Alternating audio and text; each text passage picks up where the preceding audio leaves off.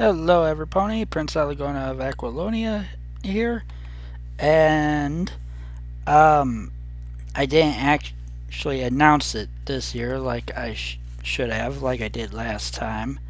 But given certain situations that we need to talk about here pretty soon, even though a lot more people have already said pretty much everything I want to say and more eloquently than I can.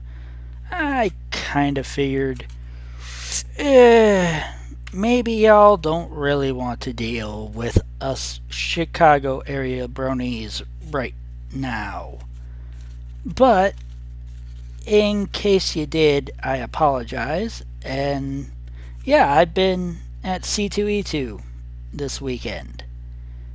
And I still have some stuff to do tomorrow, but I thought I'd give kind of a quick uh, part one haul video, I guess, and just put something up to let you guys know I ain't dead yet. um, I also might do another reaction video tonight or tomorrow too, as well as part two of my haul tomorrow. I'm going to wait till then to show off any like the my prints and my shirts because I'm almost certain I'm gonna get some more of those. Um, okay, so let's start off with some DVDs. I definitely plan on getting some more tomorrow because there's a place that's selling, in case you're going, there's a place that's selling Japanese horror and sci-fi films that's really interesting. They don't have a great deal of selection, but what they have is really good. They also have stuff from America and England and Italy, of course, including things like the Christopher Lee anthology documentary, The 100 Years of Horror, which I already own that. It's more of a clip collection with Christopher narrating over them, but it's actually worth picking up if you want some good ideas on horror movies from the early 1900s to the early 90s to check out. And they also have Christopher Lee's Edgar Allan Poe's Tales of Mystery and Imagination, which is a nice anthology series of Poe stories, again starring Christopher Lee. And they also got Mario Bava's Black Sunday, which is a fantastic gothic film.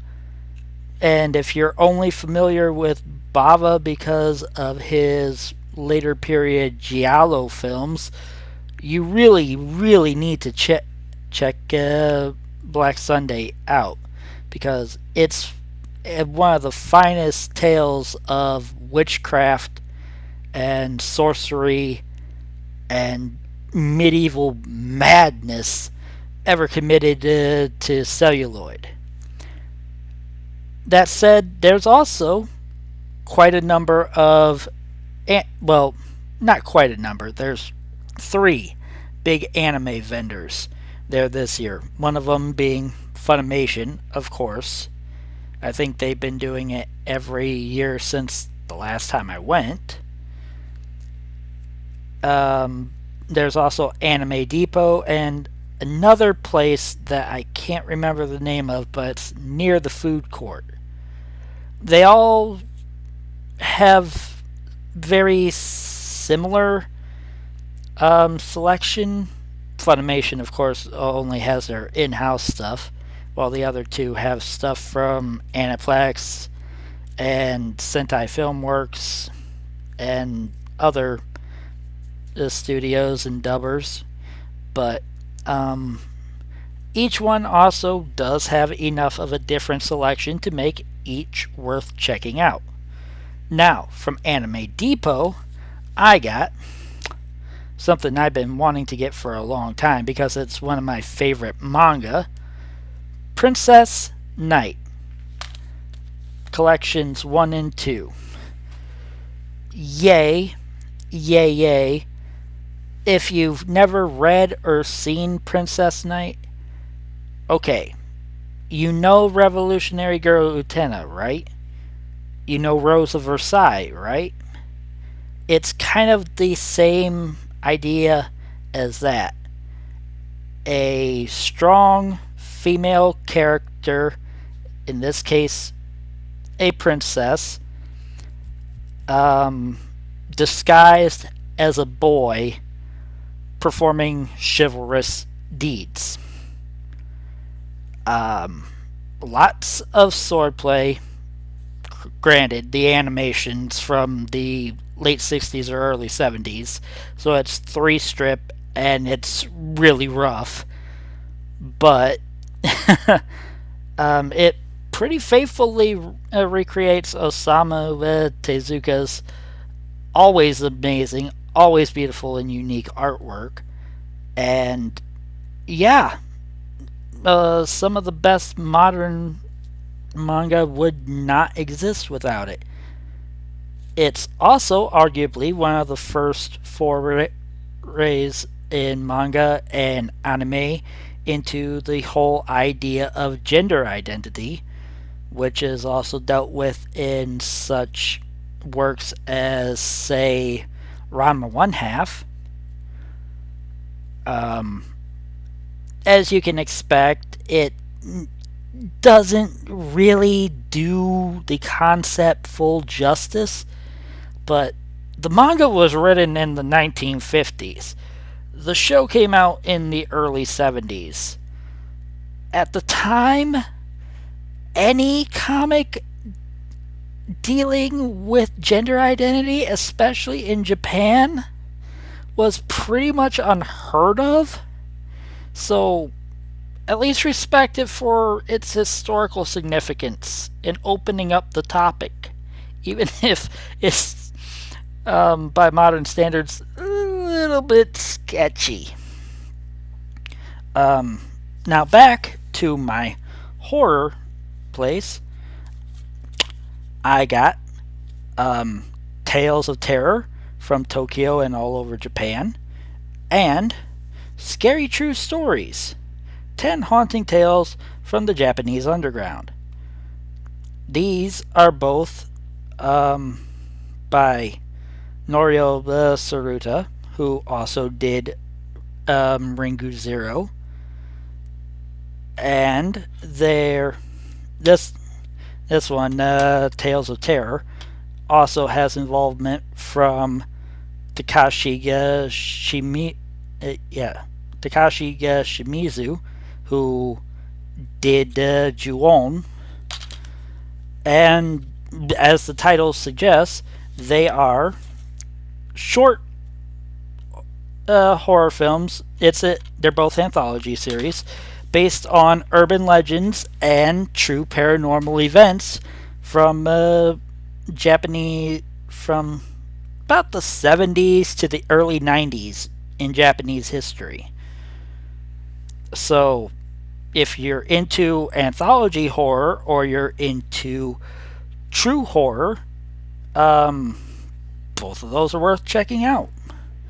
And the names behind them are freaking awesome. Now let's get into some trades that I got, starting with stuff that I don't have signed, I just bought.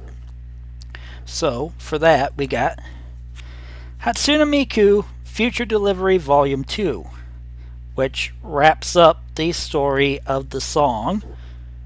And this series is worth checking out, not just because it's uh, Miku in a far future setting, but also because compared to other Miku manga, the artwork in here is incredibly different and well worth checking out.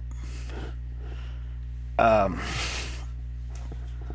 I got Volume 10 of Empowered. So, yay, I'm finally caught back up with Empowered, which is one of my favorite superhero stories going on today. It has been for, god damn, it's been about 10 years since I got into Empowered already. And the book itself, for something that started out as just a series of bondage gags by American mangaka Adam Warren, based on commission work, oh my god, it's turned into one of the best superhero stories maybe ever. I mean, it went from absolute basic silliness, well executed silliness with a lot of lovable characters, but silliness, to fucking deadly serious. And it did so relatively gracefully, which is mind blowing to think about. Again, this was just based off of a series of funny bondage commissions that somebody gave him in the 90s, and he turned it into this brilliant ongoing epic. And to round out my bought but haven't gotten signed, I basically rated the Action Comics booth, the Action Lab booth for the 2 volumes of Princeless that I don't have, and the 3 volumes of Raven the Pirate Princess I don't have. Because, well, I plan to get them anyway, but Jeremy Whitley, the writer, has been saying on Tumblr for the past week or so that Raven's readership has been kind of tanking. And while I have a lot of issues with Jeremy's pony writing, which I tend to think is pretty good, but he also wrote the Siege of the Crystal Empire arc, which, if you know my social media, I have said many times is not only the worst arc of the MLP comic, but one of the most horrible Mary Sue stories I've ever read in my life. And I can't believe it actually got fucking published. And it's the absolute brightest blemish on an otherwise decent career, if you don't mind Jeremy's social justice politics, which I ain't got a problem with, but I know a lot of people do. But hey, to me, he works it into the books in a much more humorous way than some people do, and I think it kind of works. But yeah, no, both Princeless and Raven are actually really good books that deserve more readership, and I promised Jeremy that even though he wasn't going to be there to sign them this year, that I was going to stop by and pick them up just to give him a little bit of an extra boost. Now, let's get on to stuff that I've got signed. I've gotten some MLP stuff signed, but that's still out in the car because I still need Katie Cook, Tommy Zoller, and Andy Price to sign it. And I'm going to try to get that done tomorrow morning. First thing when I get in, hop in line and just pass it on down there. But I didn't know that someone I consider a decent acquaintance from our time together on Brian Bendis's old message board, and one of my all-time favorite comic writers and artists of all time, Dr. David Mack, was going to be there. So imagine my surprise when I found out yesterday that, hey, he's there. Which means I could get my copy of Kabuki Mask of the No signed by him. It's not the first thing from him that I've gotten signed. He did a little sketch signing for the Scarab collection. And I think I may have also gotten my copy of the Daredevil arc Parts of the Whole signed by him too. But oh my god, if you've never read Kabuki, go out and read it. It starts as a revenge thriller espionage story about a underground assassination corps hidden within the Japanese government that deals with the Yakuza, and bases their appearance. They're all female, and they base their appearance around Kabuki and No Theater. But it quickly evolves into something a lot more cerebral and a lot more meta. It deals with issues of spirituality, psychology, PTSD, the nature of art, and the nature of creation. It's one of the deepest books that you'll ever read. And I'm not just talking comics, I'm talking literature in general. And it deals with its themes very intelligently. It unfolds the story very well. It's incredibly well paced. And the art is always interesting.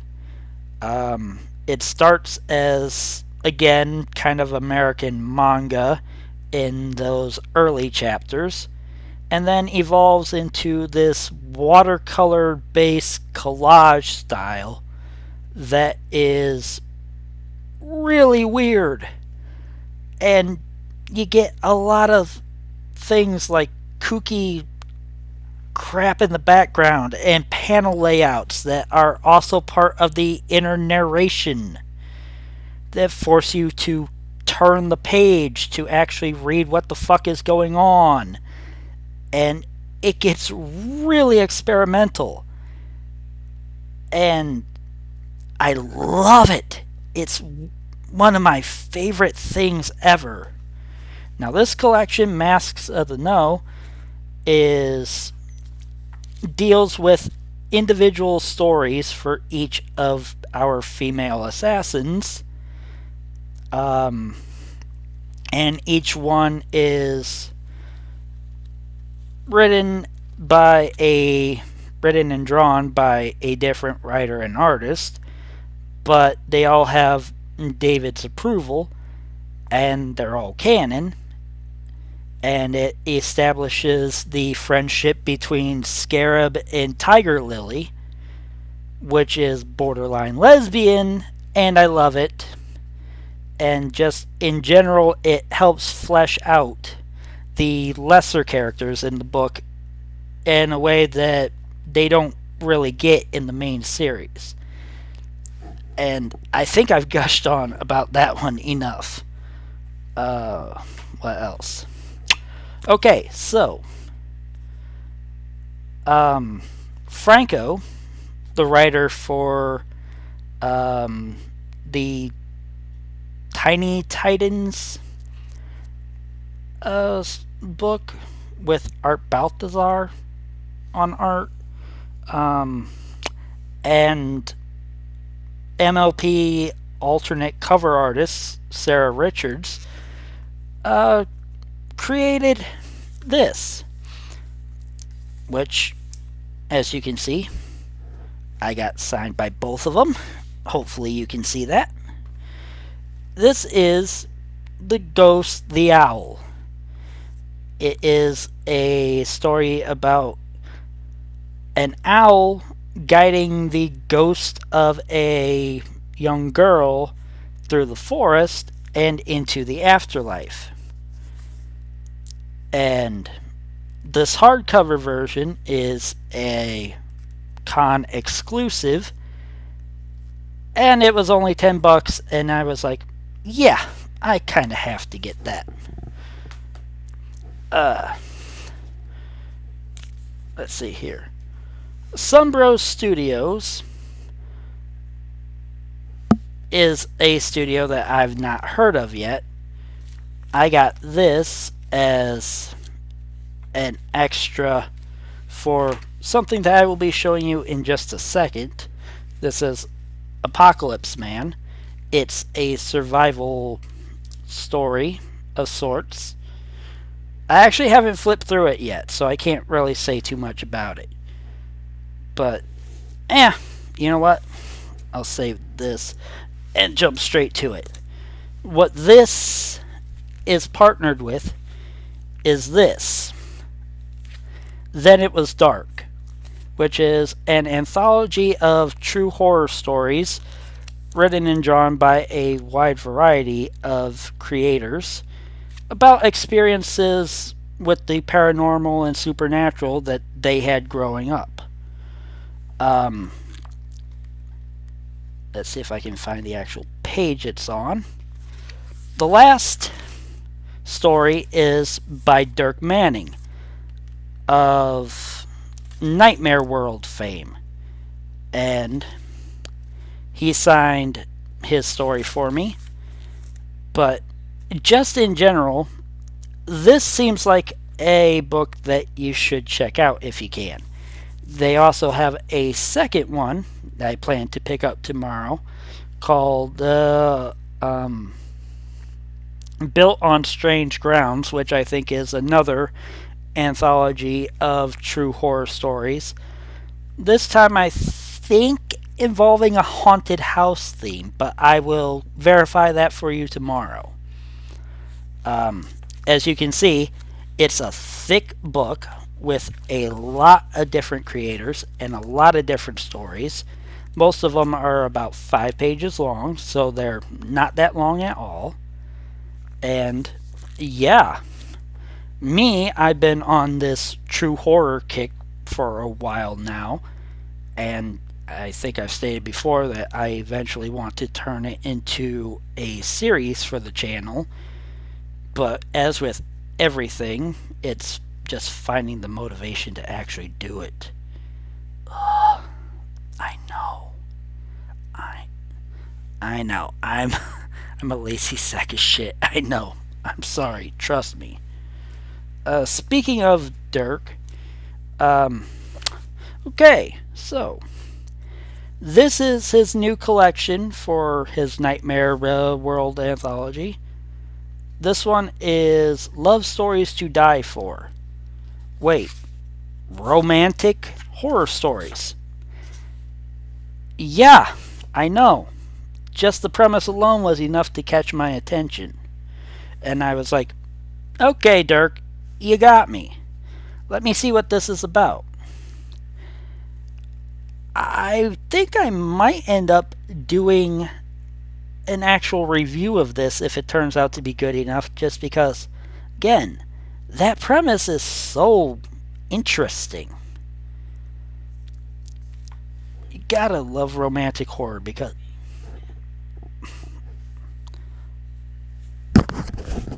Huh? Yes, it's on the table.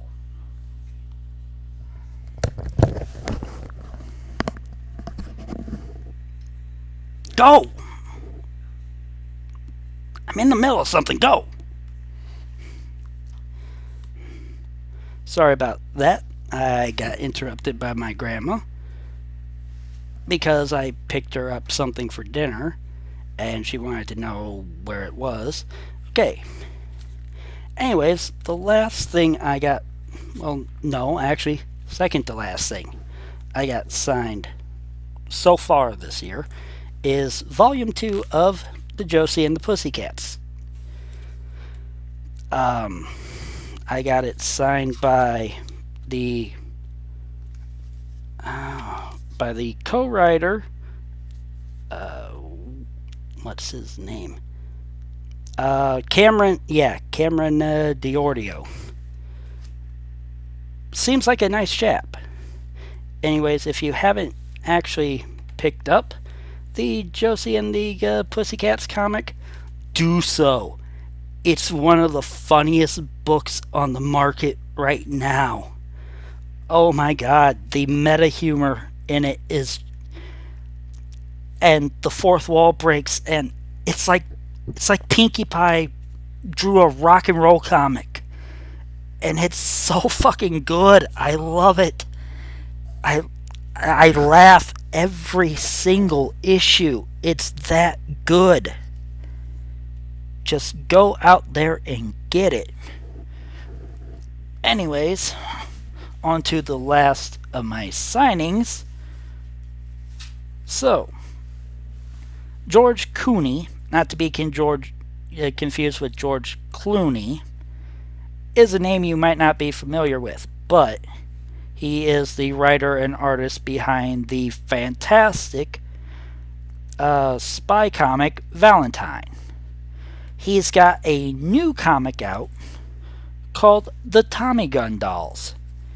And for $35, this is what you get when you buy the first hardcover edition of the Tommy Gun Dolls.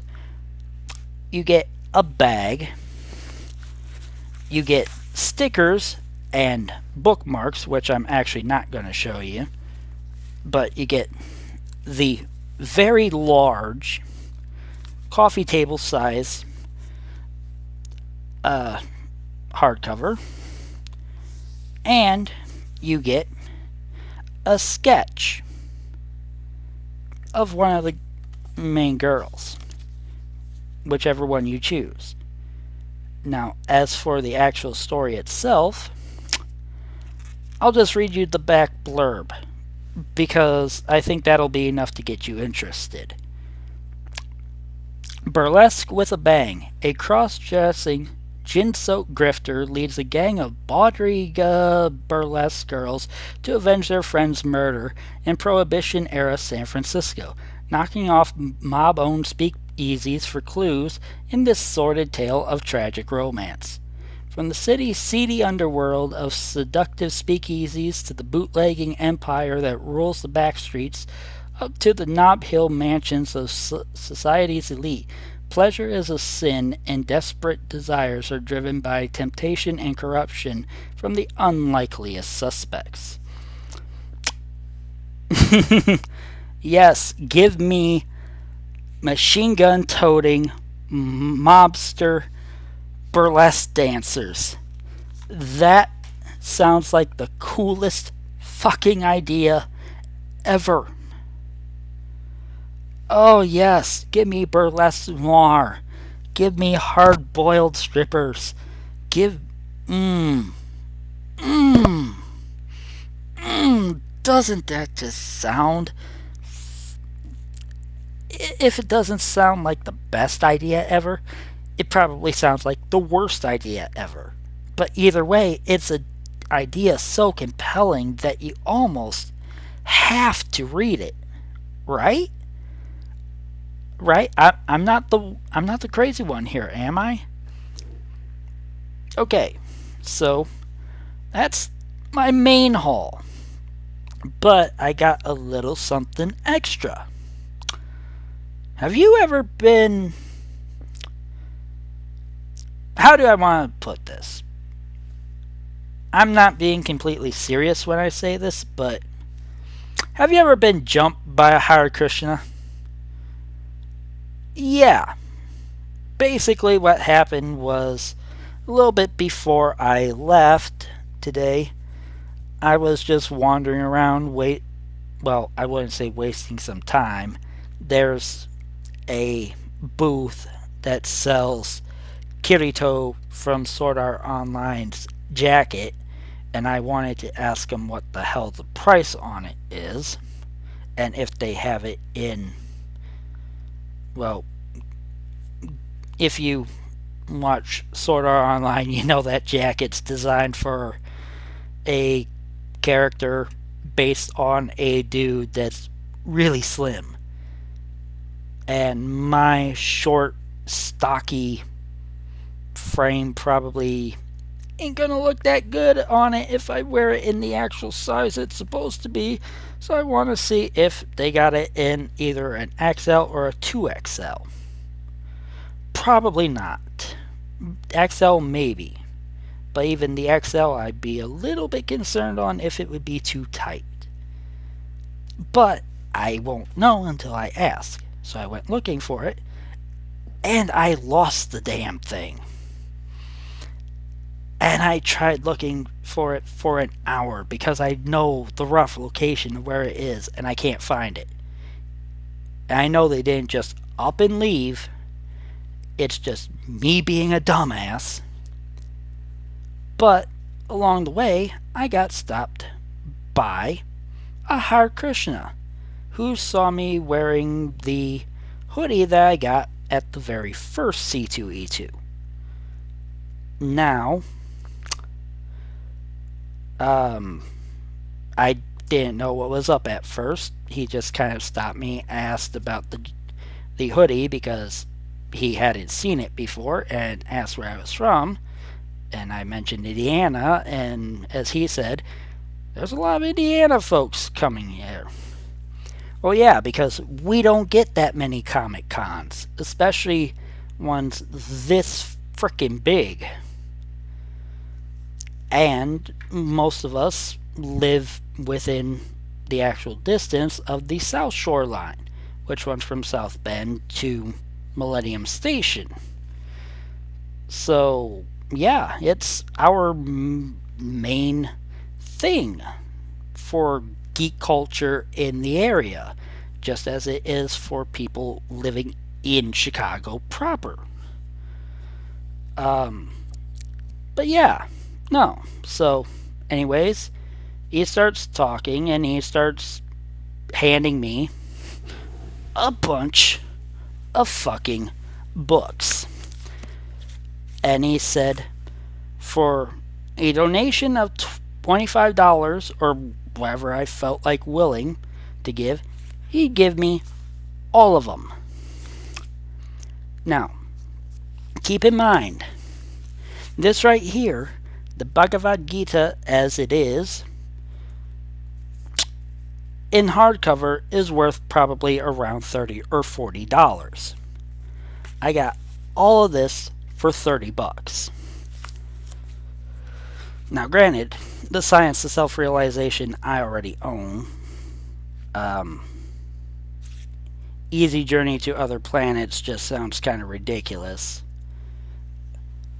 The Higher Taste, actually, I'm kind of curious about, because it's a vegetarian cookbook, and at the very least I might get some actual real good recipe ideas out of this, because Hare Krishna and most other Hindu sects are vegetarians or vegans. They don't really do meat because cows are sacred to them, and also they live very much by a meat is murder kind of thing.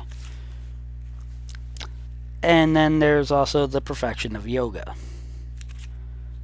Now, I will say this. First of all, I got about $100 worth of books for $30. I mean, I'm not going to turn that down. I'd be a fool to do so. But I also will say this, if there's any religious group that I don't really mind, being pursued by, it would be the Hare Krishna. Because for all the talk of the cult mentality that people seem to think pervades the Krishna consciousness movement, at the end of the day, they're harmless. They're a bunch of vegan yoga fanatics. They're just really pushy about trying to get you into yoga. They're not as destructive as, say, the Jehovah's Witnesses, aka the religion of no fun, or the Christian Scientists, the religion of no fucking medicine, or the Christian Scientists are the Seventh-day Adventists, or any of the apocalyptic fire and brimstone evangelical groups, which are all, we all suck and we're all gonna burn in hell. I would much rather be accosted for not doing yoga than be accused of going to hell because I happen to enjoy some things in life. But that's a completely separate discussion for another time. I will be back tomorrow to finish all of this up, and I will see you guys then. Bye!